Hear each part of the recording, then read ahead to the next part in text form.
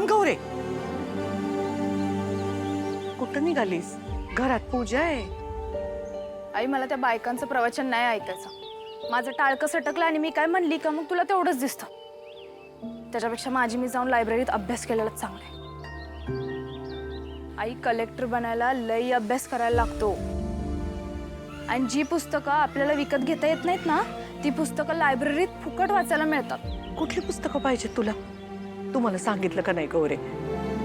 आपण घराचा खर्च कमी करू आणि नवीन घेऊ तुझ्यासाठी पुस्तकं.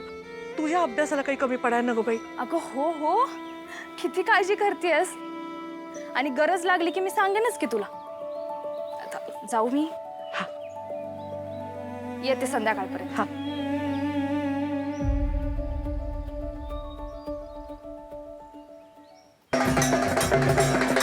ऐक ना, मी काय म्हणतो, घरात वांगडे भरून नाचली असंच चाललं असतं, पण इथं लई त्रास व्हायला लागलंय. त्या दळभद्रीच्या पोरीची करतूत सगळ्या गावात बघितली पाहिजे. चला गपगुमान. काय बुवा, काय तुझी हळूहळू. एक वेळ कपाळ पांढरं असलं तरी चालतं, माणसानं कणव तरी येते, पण भरलं कपाळ आणि नवरा संगत राहत नाही म्हटल्यावर लई अवघड असते कृष्णाताई. कृष्णा, तुझ्या मधल्या मुलीला जरा समजाव. रीत भात सोडून चालत नाही. बापाची गरज नाही असं कसं होईल? आज्जे, जर आमचा बा आमच्या संगत राहत नाही तर आम्हाला बी त्याची गरज नाही. मीने गप बाई. आता ही पण शिकली का मोठ्या बहिणीकडनं? पोरींच्या जातीनं असं आगावपणा करणं शोभत नाही. एकतर आधीच तुमचं आणि बापाचं पटत नाही, त्यात काल तुमच्या दारासमोर त्याला कोणीतरी चांगलाच बुकललाय. काय सांगते? कृष्णा, तू साधी सरळ गाय म्हणून तुला सांगतोय, लवकरात लवकर शारदाचं लगीन करून टाक. अगं, वय झाल्यावर कुणी म्हातारं रणकं बी तिच्याशी लग्न नाही करायचं. असं का बोलता भारताताई? आम्ही प्रयत्न करतोय. तसं नाही व, पण जे खरं आहे ते खरं आहे. तसं आम्ही पण सांगू म्हणा, एखादं चांगलं स्थळ आलं बघण्यात तर. ओमा, असं झालं तर बरं होईल. लय उपकार होतील बघ तुझे माझ्यावर.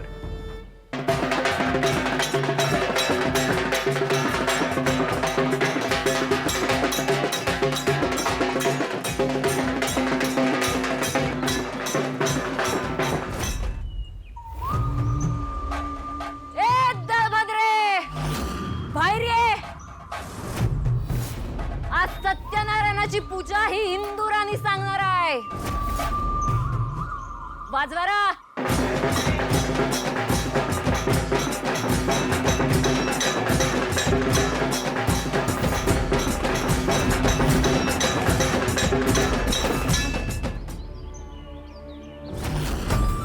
काय आहे हिंदू? तुझं आणि तुझ्या पोरींचं सत्य, खरं रूप बघितलं का सगळ्यांनी? बघितलं का सगळ्यांनी माझ्या नवऱ्याचं काय हाल करून ठेवलं?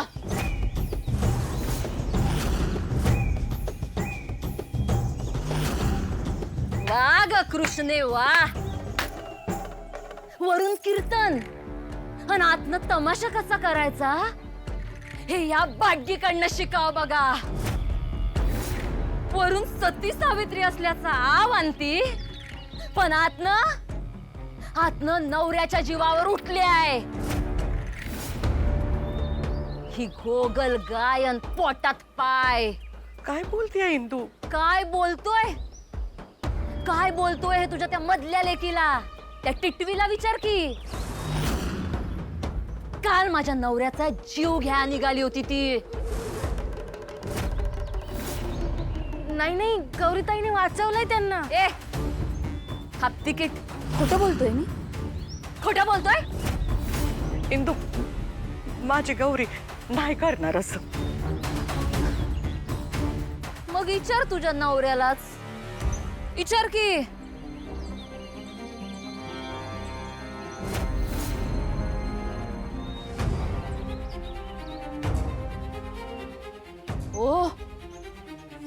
हो सांग की. अहो, लय मारलंय गौरीनं. गुंड धाडलं होतं माझ्या अंगावर, जीवावर उठली होती माझ्या. लय लागले, लय दुःखाने, काय सांगू द्यावा. ठीक आहे. मी हात जोडते. मी गौरीच्या वतीनं माफी मागते. इंदुराणी, मिटवा आयुष्या इथंच. विषय मिटव. ऐकलं का? ऐकलं का सगळ्यांनी काय म्हणती? विषय मिटव म्हणती बाई. ऐकलं का सगळ्यांनी? माझ्या कपाळावरचं कुकू मिटवाय निघाली होती तुझी ती कैदाशीन पोरगी. आज तू विषय मिटव म्हणतीस. ऐकलं का सगळ्यांनी?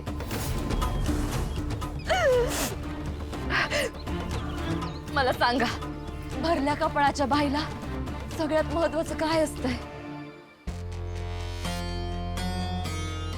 तिचं सौभाग्य. सौभाग्य महत्वाचं असतंय. एका फटक्यात वंशाचा दिवा दिलोय मी. म्हणून किती लाड करून घ्या पाहिजे होतं नवऱ्याकडनं. पण नाही नाही, पती परमेश्वर म्हणत रोज सकाळी या माणसाची पूजा करून आशीर्वाद घेतोय मी. हे संस्कार दिल्यात माझ्या आईबानं मला. पण ही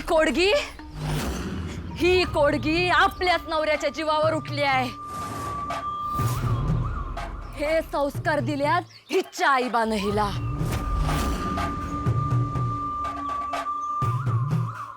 ह्यो माझा एकुलता एक वंशाचा दिवा, माझा कुलदीपक, माझा लाडका लेक. ह्याचं किती लाड करायला पाहिजे होता आम्ही. पण नाही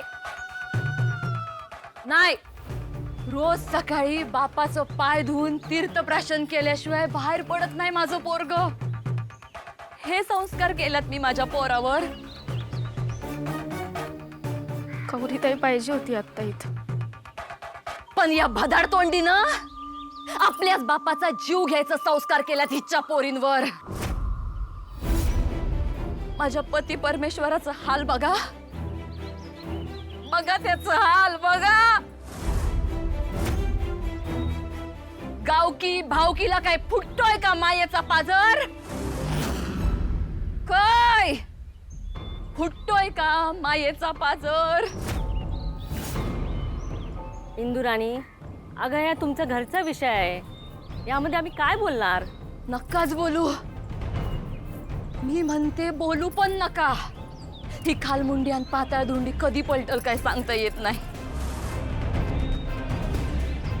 फक्त एक करा, पाहुणं रावळं गावकी भावकी सगळ्यांना कळू द्या. ह्या कैदासनीच्या डामरट निर्लज्ज गुंडापोरी लगीन करून ज्या घरात जातील त्या घराचा सत्यानाश होणार. नरक होणार, नरक त्या घराचा.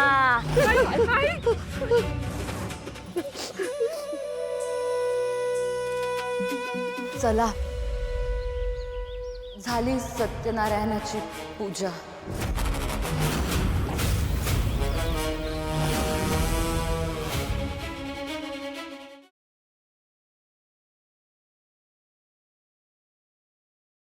नात्यात जपतात एकी कृष्ण इचाले की